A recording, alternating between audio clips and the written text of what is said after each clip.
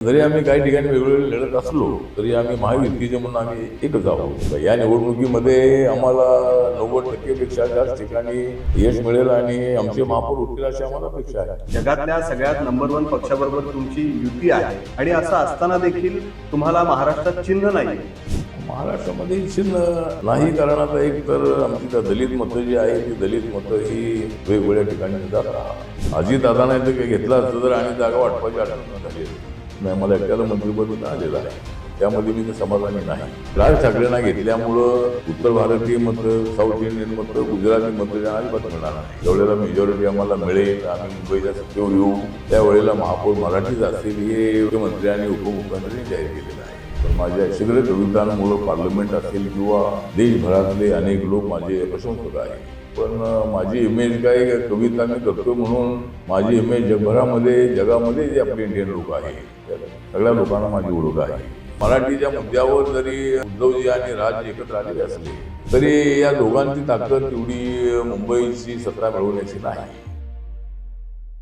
नमस्कार. आज आपल्या सोबत केंद्रीय सामाजिक न्याय आणि सक्षमीकरण मंत्री, त्याबरोबरच RPI पक्षाचे राष्ट्रीय अध्यक्ष रामदास आठवले आहेत. त्यांच्याशी आपण बोलूयात. सर, स्वागत आहे तुमचं मॅक्स महाराष्ट्रमध्ये. पहिला प्रश्न की सध्या राज्यभरात 29 महानगरपालिकांच्या निवडणुका आहेत, तर काय स्थिती आहे तुमच्या पक्षाची? प्रचार कसा सुरू आहे? मुस्ताक असा आहे की 29 महानगरपालिकेच्या निवडणुका या 8 वर्षानंतर आलेल्या आहेत. त्यामुळं सगळ्याच पक्षांमध्ये फार मोठी गर्दी आहे. अनेक उत्सुक उमेदवार अनेक पक्षांकडे आहेत. आणि आता 29 महानगरपालिकेच्या निवडणुकीमध्ये रिपब्लिकन पार्टी ऑफ इंडिया हा महायुतीचा एक घटक पक्ष आहे. एक तर BJP, शिवसेना, राष्ट्रवादी काँग्रेस पार्टी आणि RPI अशी आपली महायुती महाराष्ट्रामध्ये आहे. पण आता या निवडणुकीमध्ये काही ठिकाणी आम्ही सगळे एकत्र आहोत, काही ठिकाणी भाजप, शिवसेना, RPI एकत्र आहे, काही ठिकाणी अजितदादा सुद्धा आमच्या सोबत आहेत, पनवेलला आणि कोल्हापूरला वगैरे. तर जरी आम्ही काही ठिकाणी वेगवेगळे लढत असलो तरी आम्ही महायुतीचे म्हणून आम्ही एकच आहोत. आणि इलेक्शनच्या नंतर ज्यावेळेला महापौर बनवायचं आहे त्यावेळेला जागा कमी जास्त झाल्या तर आम्ही सगळे एकत्र येणारच आहोत. आणि एक तर महायुतीला एक चांगल्या पद्धतीचा प्रतिसाद मिळतो आहे. आपण पाहिलेला एक विधानसभेला मोठ्या प्रमाणामध्ये मतदान आपल्याला झालं. चोरीचा वगैरे आरोप होत असला, बोगस वोटिंगचा आरोप होत असला तर त्यामध्ये ते अजिबात नाही. कारण लोकसभेच्या निवडणुकीमध्ये आम्हाला मोठ्या प्रमाणामध्ये फटका बसला. महाराष्ट्रामध्ये 48 जागेपैकी 40-42 जागा येतील अशी आमची अपेक्षा होती, पण फक्त 17 जागाच आमच्या आल्या आणि महाविकास आघाडीच्या 31 जागा इथे निवडून आल्या. त्यावेळेला आम्ही असं काय म्हटलं नाही की यांनी मतं चोरलेली आहेत, यांनी मतं बोगस घेतलेली आहेत.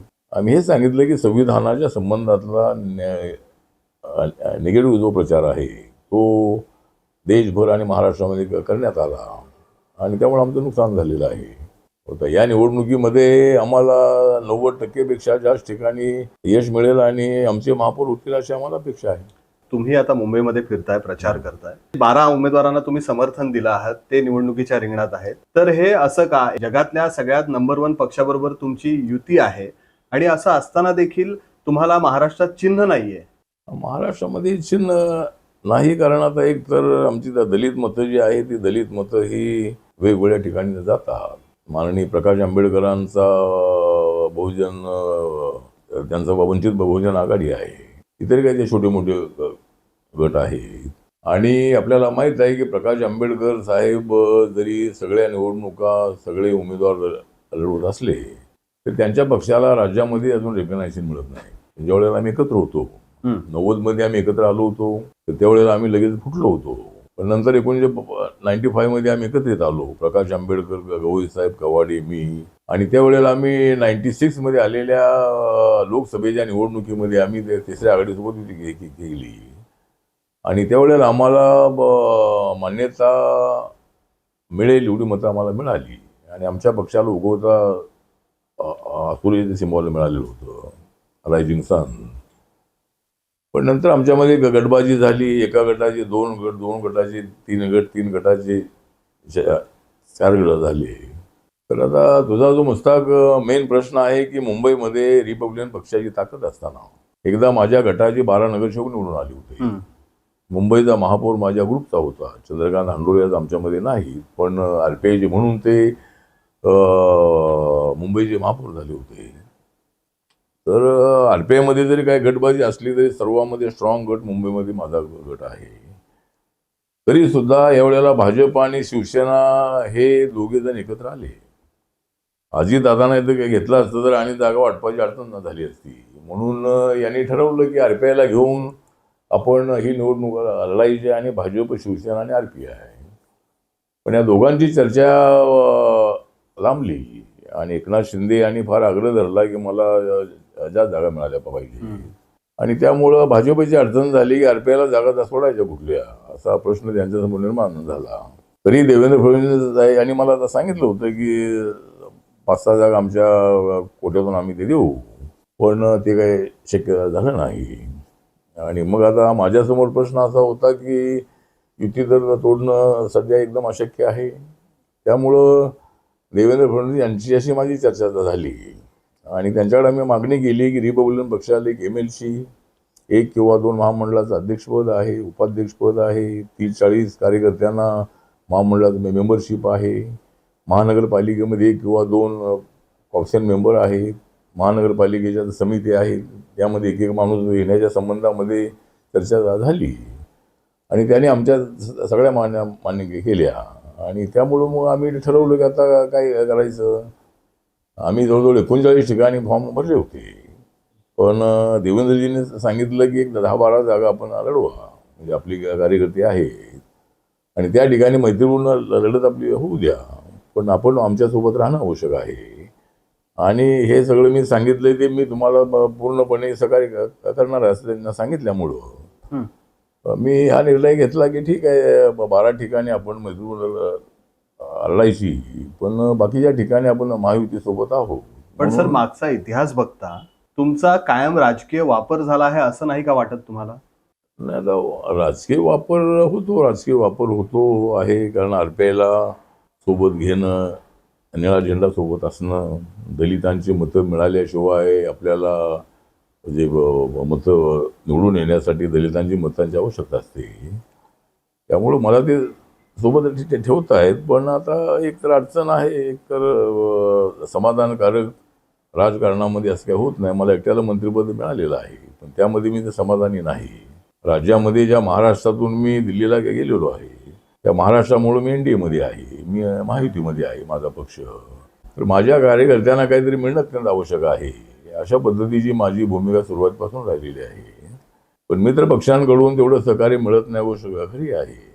पण मित्र पक्षाच्या लक्षात आलेलं आहे की बाबा रिपब्लिकन पक्ष हा तसा इमानदार पक्ष आहे आणि देवेंद्रजींनी सुद्धा अनेक वेळेला सांगितलेलं आहे की आठवले ज्यांच्या बाजूला जातात त्यांना सत्ता मिळते. आठवले आमच्यासोबत आले, आम्हाला सत्ता 2014ला मिळाली, मी मुख्यमंत्री झालो आणि मी म्हणजे देवेंद्रजी मुख्यमंत्री झाले पण तुम्हाला काही मिळत नाहीये. नाही, मला तर त्यांनाच वाटतंय मला काय केंद्रामध्ये मंत्रिपद दिलेलं आहे असं त्यांच्या मनामध्ये आहे, व मला केंद्रात मंत्रिपद दिलेलं आहे. पण केंद्रामध्ये मला दिलेलं असलं तरी राज्यामध्ये काहीतरी मिळणं अत्यंत आवश्यक आहे. राज्यामध्ये जर RPIचा एखादा मंत्री असता तर मग भाजप, शिवसेना, राष्ट्रवादी काँग्रेस आणि RPI असं सरकार असतं. आता आमचा मंत्री तिथं नसल्यामुळं त्या ठिकाणी फक्त भाजप, शिवसेना आणि राष्ट्रवादी यांची नावं येतात. रिपब्लिकन पक्षाचा तेवढा उल्लेख केला जात नाही आहे. पण या निवडणुकीमध्ये मात्र भाजपच्या प्रचारामध्ये RPIचं नाव अनेक ठिकाणी आहे, अनेक ठिकाणी आपला फोटो त्यांनी छापलेला आहे. त्यामुळं RPI सोबत आहे अशी त्यांची भूमिका आहे आणि त्यामुळं काही अडचणी असल्या तरी आपणाला महायुतीसोबत राहणं अत्यंत आवश्यक असल्यामुळं आपण त्यांच्यासोबत आहोत. सर यामध्ये तुम्ही कमी पडताय का? तुमची भूमिका ही ठाम नाहीये का? कारण एकेकाळी तुम्ही पॅन्थर म्हणून संपूर्ण राज्याला माहित होतात, पण आता अशी स्थिती झाली आहे की सोशल मीडियावर हास्य कवी, शीघ्र कवी अशी तुमची ओळख झाली आहे. ही ओळख बदलली आहे, तर याबद्दल तुम्हाला काय वाटतं का? मला वाटतं की आता शीघ्र कवी आता कोण काय टीका टिप्पणी करत असेल काय, सगळ्यांना तो अधिकार आहे. पण माझ्या शीघ्र कवितांमुळं पार्लमेंट असेल किंवा देशभरातले अनेक लोक माझे प्रशंसक आहेत आणि आपण ज्या पद्धतीने कविता करतो त्याचं समर्थन करणारे लोक मोठ्या प्रमाणामध्ये आहेत. टीका टिप्पणी करण्याचा सगळ्यांना अधिकार आहे, पण माझी इमेज काय कविता मी करतोय म्हणून माझी इमेज जगभरामध्ये जगामध्ये जे आपले इंडियन लोक आहे त्या सगळ्या लोकांना माझी ओळख आहे. पण तिथे अडचण आहे की आता मित्रपक्षाकडून त्याचा विचार होणं अत्यंत आवश्यक आहे. माझ्यामधला कांतर संपलेला आहे असं अजिबात नाही आहे. कांतर मी आहेच मी. पण राजकारणामध्ये अशा पद्धतीच्या तडजोडी करणं अत्यंत आवश्यक असतं. पण प्रत्येक वेळेला तडजोड आम्हीच करायची का असाही प्रश्नचिन्ह माझ्यासमोर आहे. त्यामुळं मित्रपक्षाने सुद्धा आपला विचार करणं अत्यंत आवश्यक आहे आणि भविष्य काळात विचार करतील अशी अपेक्षा आहे. आता बघा सर, सातत्याने असं आपण बघतोय की तुम्ही जेव्हा निवडणुकीला सामोरे जाता तेव्हा दरवेळेला असं वाटतं की तुम्हाला काहीतरी मिळेल, पण ते मिळत नाहीये. परत त्याच्यातच तुमची जी आंबेडकरी चळवळ आहे किंवा जे तुमचे पहिल्या फळीतले नेते होते, म्हणजे तुम्ही असाल, जोगेंद्र कवाडे असतील, बाळासाहेब असतील, गवई साहेब असतील, हे सगळे असताना जी तुमची स्थिती होती ती आज कुठे दिसत नाहीये. तुमची दुसरी फळी कुठेच दिसत नाहीये. नाही, फळी दिसत नाही असं नाही. फळी सगळ्या पक्षाकडे लोक आहेत. माझ्याकडे तरुणांची मोठी फौज आहे. पण आम्ही वेगवेगळे असल्यामुळं ज्या पद्धतीनं आपणाला काय जे मिळणं अत्यंत आवश्यक आहे, ज्या पद्धतीनं आम्ही सगळे एकत्र आलो आणि आमचे 4 खासदार काँग्रेसच्या अलायन्समध्ये निवडून आले होते. पण माझ्या मनामध्ये भावना आहे की छोटे मोठे गट रोज एखादा गट स्थापन होतो. कुणी कोणाचे नेतृत्वाला काम करायला कोणाची तयारी नाही आहे. त्यामुळं आम्ही सर्व नेत्यांनी एकत्र येणं अत्यंत आवश्यक आहे. आणि ही मोठी जबाबदारी मी अनेक मीडियालाही सांगितलेलं आहे की बाळासाहेब आंबेडकरांवरती मोठी जबाबदारी आहे. कारण बाळासाहेब आंबेडकर आणि मी एकत्र आल्याशिवाय लोकांना ऐकी वाटत नाही आहे. ते किंवा मी वेगळे राहिलो आणि जरी एकत्र सगळ्यांना केलं तरी समाजाला काही ते वाटत नाही की झालेलं आहे. आणि हा प्रयोग मी ज्यावेळेला रेडॉर बनवली 2009ला, त्यावेळेला बाळासाहेब आंबेडकर सोडून सगळे गट माझ्यासोबत आले होते. त्यानंतर समाजवादी पक्ष आपल्यासोबत होता, जनता दल होता, CPI, CPM, सेकाप अशी आपली आघाडी होती. पण त्या आघाडी त्यावेळेला एका बाजूला काँग्रेस राष्ट्रवादी, दुसऱ्या बाजूला भाजप शिवसेना अशी स्थिती होती.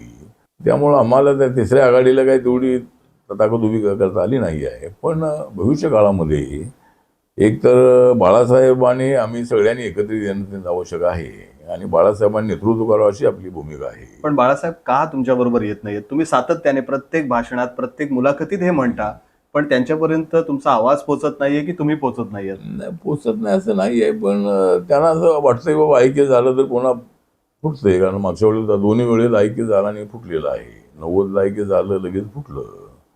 युती कोणासोबत करायची या मुद्द्यावरती फुटलं. नंतर 95ला आम्ही एकत्र आलो, पण त्यावेळेला आम्ही 4 वर्ष एकत्र होतो. नंतर आणि आमच्यामध्ये फूट झाली. त्यामुळे बाळासाहेबांना असं वाटतंय की त्यातमध्ये थोडा मतभेदाचा मुद्दा एवढाच आहे की आमचं मत असं आहे की बाबासाहेबांचा रिपब्लिकन पक्ष चालवला पाहिजे आणि त्यांचं मत असं आहे की त्यांनी आता वंचित बहुजन आघाडी स्थापन केलेली आहे आणि त्यांचा प्रयोग अत्यंत चांगला प्रयोग आहे. सगळ्या जाती जमातीने एकत्र आणणं हेच बाबासाहेबांचं स्वप्न होतं. बाबासाहेब स्वतः 1952च्या निवडणुकीत हारले, 54च्या निवडणुकीमध्ये हारले. त्यामुळे शेड्यूल कास्ट फेडरेशन बरखास्त करून त्या ठिकाणी रिपब्लिकन पार्टी ऑफ इंडिया स्थापन करावा ही त्यांची इच्छा होती. आणि त्याच्यामध्ये सगळ्या जाती जमातीने आणायचा हा त्यांचा एक वैचारिक भूमिका होती. आणि समाजामध्ये समता आली पाहिजे हे बाबासाहेबांचं मुख्य तत्व होतं. त्यामुळे सर्व समाजाने एकत्र आणलं पाहिजे ही भूमिका बाबासाहेबांची होती आणि तोच प्रयत्न माननीय प्रकाश आंबेडकरांचा आहे. त्यांनी सगळ्या वंचित घटकांना एकत्र आणलंही. पण त्यांना RPI खाली नाही यायचंय असं म्हणताय तुम्ही? म्हणजे RPI म्हणून आम्ही एकत्र आलो पाहिजे. म्हणजे त्यांनी ज्यावेळेला आमचं RPI ऐक्य झालं होतं त्यावेळेला त्यांचा भारिप बहुजन महासंघ असा होता. भारिप त्यांचा भारतीय रिपब्लिकन पक्ष आणि बहुजन महासंघ असा होता आणि त्यांचा एक भावना चांगली होती की इतर जाती तेली आहेत, OBC आहेत, माळी आहेत, या सगळ्यांनी सोबत आल्याशिवाय निवडून येता येत नाही. त्यांच्या अकोल्यामध्ये निवडून येण्यासाठी त्यांनी प्रयत्न अनेक वेळेला केलेला आहे. पण बाळासाहेब आंबेडकर हे स्वतंत्र कधी निवडून आले नाही. काँग्रेस अलायन्समध्ये आल्यानंतरच 98 मध्ये निवडून आले आणि नंतर दुसऱ्या वेळेला निवडून आले ते काँग्रेस अलायन्समध्ये निवडून आले. ते एकटे ज्या वेळेला उभे राहिले त्या वेळेला त्यांना 1,50,000-60,000-70,000 मतं मिळतात, पण ते निवडून येत नाही आहे. त्यामुळे त्यांचा प्रयोग जो आहे त्या प्रयोगाला माझा विरोध नाही आहे. तसा प्रयोग होणं अत्यंत आवश्यक आहे. सगळ्या बहुजनांना, अल्पसंख्याकांना, मराठा समाजाला सर्वांना एकत्र आणलं पाहिजे. आणि दलित घटकांमध्ये फक्त बौद्धांनी एकत्र येऊन चालणार नाही. तर त्यामध्ये मातंग आहेत, चर्मकार आहेत, ढोर समाज आहे आणि इतर ज्या जाती 59 जाती आहेत त्या सर्व जातींना पक्षामध्ये आणलं पाहिजे. आणि फक्त त्यांना जाणून चालणार नाही आहे, तर बाकीच्या समाजालाही आपण सोबत आणलं पाहिजे. ज्या पद्धतीनं कांशीराम यांचा जो प्रयोग युपीमधला आहे तो सक्सेस झाला. बहुजन समाज पार्टी स्थापन केली आणि त्यांनी आपले लोक निवडून आणले त्या ठिकाणी. तसं आता महाराष्ट्रामध्ये प्रकाश आंबेडकरांना ते शक्य झालेलं नाही. सुरुवातीला अकोल्यात लोक निवडून येत होते, आता एक पण माणूस निवडून येत नाही आहे. आता बघा, त्यांनी यापूर्वी काँग्रेसवर खूप टीका केली होती. काँग्रेस ही भाजपची बी टीम आहे अशी सुद्धा टीका केली होती आणि आता ते काँग्रेस सोबत आहेत. यावर तुमची प्रतिक्रिया काय आहे? माझी प्रतिक्रिया आहे की आता इलेक्शनमध्ये काय कोणासोबत जायचं आहे या संबंधाचा अधिकार आहे. निवडून येण्यासाठी काय केलं पाहिजे तो प्रयत्न केला पाहिजे. तसा मी सुरुवातीला भाजप सेनेच्या विरोधामध्ये होतो, पण मी इथं बांद्र्यामध्ये राहायला आल्यानंतर मला असंच वाटलं की बाळासाहेब आपण वैचारिक आपले मतभेद आहेतच, पण आपण काही त्याचा दुश्मन नाही आहे. त्यामुळं मी इथं राहायला आलोय तर मग आपण त्यांना त्यांच्या वाढदिवसानिमित्त भेटावं म्हणून मी त्यांना गोष्टी देण्यासाठी गेलो. मग त्यांनी 1.5 तास माझ्याशी चर्चा केली आणि ते बोलले व शिवशक्ती आणि भीमशक्ती एकत्र आली पाहिजे ही माझी अतिवृत्त आहे. मग मी काही तर तयार नव्हतो, पण मला अनेक लोकांचे फोन येऊ लागले की करा तुम्ही. पण मी आपल्या आंबेडकरी विचाराच्या अनेक साहित्यिकांशी मी चर्चा केली आणि मग मला सर्वांनी सांगितलं, पत्रकार, साहित्यिक, विचारवंत, कार्यकर्ते या सर्वांनी सांगितलं की वैचारिक मतभेद आपले जरूर आहे, पण आपण काँग्रेसने तुम्हाला काय शिर्डीमध्ये हरवलेलं आहे आणि म्हणून तुम्ही काँग्रेसच्या विरोधामध्ये भूमिका घेतली पाहिजे आणि तुम्ही भाजप सेनेसोबत जायला काही हरकत नाही. आणि म्हणून आमची युती आहे, आमची पॉलिटिकल युती आहे, ती काय वैचारिक आमची युती नाही. तर त्याप्रमाणे मी यांच्यासोबत आलेलो आहे. सर, आता बघा, मुंबईमध्ये तुम्ही आहात म्हणून हा प्रश्न विचारतोय की मुंबई महानगरपालिकेमध्ये मराठीचा मुद्दा खूप गाजतो आहे. राज ठाकरे आणि उद्धव ठाकरे हे एकत्र आलेले आहेत. तर तुम्हाला काय वाटतं, मुंबईचा महापौर कोण व्हावा? नाही, मला वाटतं की मुंबईचा महापौर हा मराठीच होणार. कारण आमच्या महायुतीच्या अजेंड्यामध्ये हेच आहे की आम्हाला मेजॉरिटी मिळेल असा विश्वास आहे आणि ज्यावेळेला मेजॉरिटी आम्हाला मिळेल, आम्ही मुंबईच्या सत्तेवर येऊ, त्यावेळेला महापौर मराठीच असेल हे मुख्यमंत्री आणि उपमुख्यमंत्र्यांनी जाहीर केलेलं आहे. त्यामुळं मराठीच्या मुद्द्यावर जरी उद्धवजी आणि राज एकत्र आलेले असले तरी या दोघांची ताकद तेवढी मुंबईची सत्ता मिळवण्याची नाही. कारण उद्धवजींबरोबर ज्यावेळेला BJP होती आणि RPI पण होती, 2012च्या निवडणुकीमध्ये आम्ही त्यांच्यासोबत होतो, तर त्यावेळेला आम्हाला 24 जागा दिल्या होत्या. त्यातली एकच जागा त्या धारावीची आमची निवडून आली होती. नंतर 19मध्ये आम्ही BJP सोबत होतो, त्यावेळेला आम्हाला 19 जागा मिळाल्या होत्या. पण यावेळेला काय जागा आम्हाला मिळाल्या नाहीत. आम्ही आता 12 ठिकाणी मैत्रीपूर्ण लढत आम्ही लढतो आहोत. त्यामधले काय 1-2 लोक कसे निवडून जर या मत विभागणीमध्ये झाले तर निवडून येण्याची शक्यता पण आहे, पण ठाकरे बंधूंचा तेवढा प्रभाव पडणार नाही. मराठी माणसासाठी ही शेवटची निवडणूक आहे असं राज ठाकरे म्हणाले. मराठी माणसासाठी ही शेवटची निवडणूक आहे असं ते म्हणाले. नाही, मला वाटतं की मराठी माणसासाठी शेवट निवडणूक कशी काय असेल. म्हणजे या लोकशाहीमध्ये तर 5 वर्षांतर निवडणुका येतात. त्यामुळं हे बोलतायत, राज ठाकरे बोलतायत की शेवटची निवडणूक आहे, शेवटची निवडणूक आहे. तर मराठी माणसं ही सगळी त्यांना मतं मिळतील असं नाही आहे. मुंबईमध्ये 40% मराठी माणसं आहे आणि त्याच्यामधले 50%पेक्षा जास्त मतं आम्हाला मिळणार आहे. काय मतं का काँग्रेसला मिळतील, काय मतं आणि इतर छोट्या मोठ्या पक्षांना मिळतील. तर बाकीचे काय मतं यांना मिळतील काय. मराठी ज्या ठिकाणी बहुसंख्याक लोक आहेत तिथं काही लोक त्यांचे निवडून येतील. पण सत्ता स्थापन करता येईल एवढे लोक त्यांच्याबरोबर त्यांची निवडून येणार नाही. आणि राज ठाकरेंना घेतल्यामुळं उत्तर भारतीय मतं, साऊथ इंडियन मतं, गुजराती मतं त्यांना अजिबात मिळणार नाही, जी पूर्वी बाळासाहेब ठाकरेंच्या काळामध्ये मिळायची. कारण उद्धव ठाकरे काँग्रेससोबत होते तोपर्यंत ठीक होतं, पण आता त्यांनी काँग्रेसला सोडलेलं आहे म्हणा किंवा काँग्रेसने त्यांना सोडलेलं आहे. तर राज ठाकरेला सोबत घेतल्यामुळं थोडंसं वातावरण त्यांच्यासाठी चांगलं असताना वाटतंय, पण मताच्या टक्केवारीमध्ये त्यांची टक्केवारी वाढणार नाही. कारण नॉन मराठी लोकांची संख्या 60% इथं आहे आणि मुंबई मराठी माणसाची आहे. मुंबई कोणी हिरावून घेऊ शकत नाही, मुंबई महाराष्ट्रापासून कोणी तोडू शकत नाही. पण अशा पद्धतीचा पुन्हा पुन्हा खोटा प्रचार जो आहे तो करून मराठी मतं आपल्या बाजूला वळवण्याचा प्रयत्न होतो आहे. पण मराठी मतदारांना चांगलं माहिती आहे की नरेंद्र मोदींचा अजेंडा विकासाचा आहे. नरेंद्र मोदींनी मोठ्या प्रमाणावर विकास करणं सुरू केलेलं आहे आणि मुंबईसाठी मोठ्या प्रमाणामध्ये केंद्राचा पैसा आलेला आहे आणि देवेंद्र फडणवीस आणि एकनाथ शिंदे यांचं सरकार जे आहे ते ऍक्टिव्हली काम करत आहे. त्यामुळं मराठी टक्का हा आमच्या बाजूनं जास्त असेल असा मला विश्वास आहे. तर तुम्ही म्हणताय की विकासाचा मुद्दा आहे, पण हिंदू मुस्लिम ज्या पद्धतीने सुरू आहे त्याबद्दल तुमचं काय मत आहे? नाही, माझं मत असं आहे की हिंदू मुस्लिमचा आता जो अजेंडा प्रत्येकाचा आहे, बीजेपीला असं वाटतं की मुस्लिम लोक आम्हाला मतदान करत नाही. पण अनेक मतदारसंघामध्ये लोकल उमेदवाराच्या बरोबर ज्यांचे चांगले संबंध आहे त्या ठिकाणी मुस्लिम मतं 8-10% जी मतं आहेत ती त्यांना मिळतात. त्यामुळं हिंदू आणि मुस्लिमचा काय विषय नाही आहे. बीजेपीची मायनॉरिटीची विंग आहे. बीजेपीचा सगळ्या मुसलमानांविरोध असा अजिबात नाही आहे.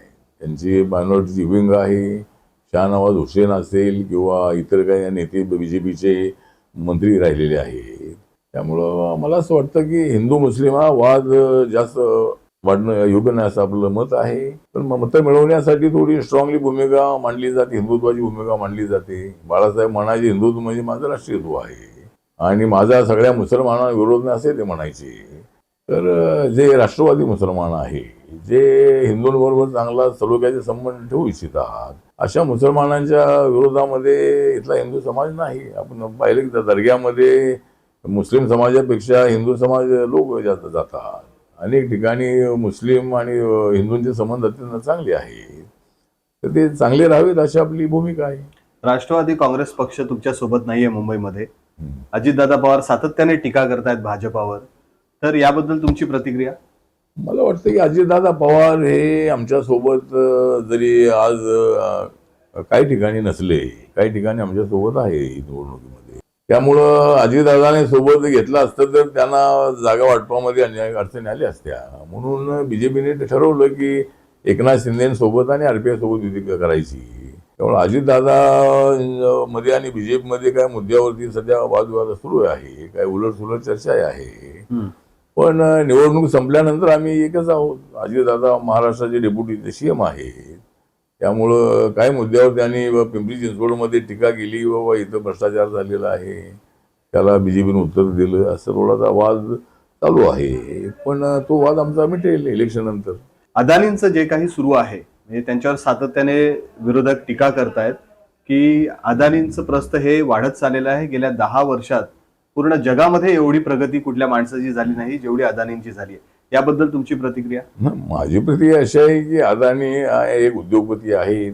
अदानी हे अत्यंत अनुभवी आणि स्टँडर्ड असणारे अशा पद्धतीचे उद्योगपती आहे आणि नरेंद्र मोदींचा आणि त्यांचा काही संबंध नाही आहे. तर ज्या ज्या ठिकाणी अदानी कंपनी टेंडर भरते त्या ठिकाणी त्यांचं टेंडर हे त्यांचं कामही चांगलं असताना ते टेंडरही त्यांना अनेक ठिकाणी मिळालेलं आहे. ते काय मोदीजी सांगतायत आणि देवेंद्रजी सांगतायत म्हणून ते मिळते असं अजिबात नाही आहे. काल राज ठाकरे दाखवत होते की ते 2014 मध्ये कुठं होते आणि आता कुठे आहे. त्यांनी ते धंदे वाढवलेले ती गोष्ट खरी आहे. पण अनेक लाखो लोकांना रोजगारही मिळालेला आहे आणि एकाच माणसाला ते मिळतंय असं जे त्यांचा आरोप आहे तो आरोपामध्ये काय आता त्यांना नाही. म्हणजे जास्त कामं त्यांना मिळालेली गोष्ट खरी आहे, पण ती मेरिटवर मिळालेली आहे आणि ती कशी मिळालेली आहे त्याचा तपास करावा. म्हणजे त्यांना कामं जास्त मिळालेली आहेत गोष्ट खरी आहे. धारावीचं डेव्हलपमेंट एवढं तुझं रखडलं होतं तर ते अदानीने टेंडर भरलं त्यांना ते मिळालेलं आहे. अशा अनेक ठिकाणची टेंडर भरल्यानंतर त्या सिस्टीममध्ये त्यांना ती मिळालेली आहे. त्यामुळे ते काय आम्ही कोणी सांगून ती मिळालेली आहे असं नाही आहे. सर, आता तुम्हाला पक्षासंदर्भात विचारतो. आरपीआय पक्षाला लोकांनी मतदान का करावं असं तुम्हाला वाटतं? नाही, आरपीआय पक्षाला मतदान करावं कारण आरपीआय पक्ष हा बाबासाहेबांचा पक्ष आहे. आरपीआय पक्ष शिवाजी महाराजांना मानणारा पक्ष आहे. आरपीआय पक्ष हा संविधानाला मजबूत करणारा पक्ष आहे. आरपीआय हा सर्व धर्म समभावाची भूमिका मांडणारा पक्ष आहे आणि रिपब्लिकन पक्ष जो आहे हा सर्व जाती धर्माच्या लोकांना एकत्र आणणारा बाबासाहेबांच्या खुल्या पत्रातला रिपब्लिकन पक्ष आहे. रिपब्लिकन पक्षाने झोपडपट्टी त्या माणसांसाठी प्रचंड आवाज उठवलेला आहे, म्हणून आतापर्यंत झोपड्या शाबूत आहे. आणि आता 2011च्या झोपड्यांना मान्यता देण्याचा निर्णय झालेला आहे. पण आमची मागणी अशी आहे की 2020 पर्यंत झोपड्यांना मान्यता दिली पाहिजे. त्यानंतर जी SRA स्कीम आहे ती SRA स्कीम तर चांगली राबवली जाते, पण 300 फुटाच्या घराऐवजी 450 फुटाचं घर मिळावं अशी आमची मागणी आहे. आणि एकाही झोपडीला अपात्र न करता सगळ्या लोकांना घरं द्यावीत ही आमची भूमिका आहे. त्यानंतर बिल्डर विकणाऱ्या बिल्डिंग तर चांगल्या बांधतात ही गोष्ट ठीक आहे, विकणाऱ्या थोड्या चांगल्या बनवल्या पाहिजे, पण SRAच्या बिल्डिंग सुद्धा चांगल्या असल्या पाहिजेत. सरकारचं तिकडे लक्ष असलं पाहिजे की बाबा त्या बिल्डिंग सुद्धा एकदम कशा तरी द्यायच्या असं असता का कामा नये. आता मी परवा मुरुंडल्या का बब्बर यात्रेमध्ये होतो, त्या ठिकाणी सिमेंट कंपनीच्या ठिकाणी सगळे टावर उभे राहिलेले आहेत आणि सिमेंट कंपनीमधले जे कामगार होते त्या कामगारांसाठी एक बिल्डिंग बाहेर बांधलेली आहे. तर ती बिल्डिंगचं काम तेवढं चांगलं वाटत नाही. त्यामुळे SRAच्या बिल्डिंग ज्या आहे त्या सुद्धा तेवढी तोड अशा चांगल्या असाव्यात आणि त्यासाठी सुद्धा प्रयत्न झाला पाहिजे. आणि अनेक मुद्द्यावर आम्ही आवाज उठवलेला आहे. बेरोजगारांचा प्रश्न आहे, दलितांच्यावर होणाऱ्या अत्याचाराचा प्रश्न आहे, असे अनेक दलितांचा बॅकलॉग भरण्याचा प्रश्न आहे. अशा अनेक प्रश्नांवर आम्ही भूमिका मांडलेली आहे आणि म्हणून मतदारांनी आम्हाला मतदान करावं. आमचे 12 उमेदवार उभे आहेत आणि बाकीच्या ठिकाणी महायुतीच्या उमेदवारांना आमचा पाठिंबा आहे. त्यामुळं महायुतीला पण विजयी करा आणि मुंबईचा विकास करा, मुंबईचा मराठी महापौर करण्यासाठी मदत करा. आणि मुंबई हे कॉस्मोपॉलिटन शहर आहे. मुंबई ही महाराष्ट्राची जरी राजधानी असली तरी देशाची आर्थिक राजधानी आहे आणि इथं राहणाऱ्या सगळ्या लोकांचं संरक्षण करण्याची जबाबदारी आमची आहे. पण मुंबईचा मराठी टक्का वाढवण्यासाठी आमचा प्रयत्न सुरू आहे. तो टक्का कमी होऊ नये आणि मराठी माणसाला झुकतमाप देऊन मुंबईला मजबूत करण्याचा आमचा प्रयत्न राहणार आहे. धन्यवाद सर, तुम्ही आमच्याशी चर्चा केलीत त्याबद्दल. हे होते देशाचे राज्यमंत्री ज्यांनी विविध प्रश्नांची उत्तरं आपल्याला दिलेली आहेत, रोखठोकपणे दिलेली आहेत. तर इतरही अनेक मुलाखती आपण मॅक्स महाराष्ट्रावर पाहत राहणार आहोत. धन्यवाद.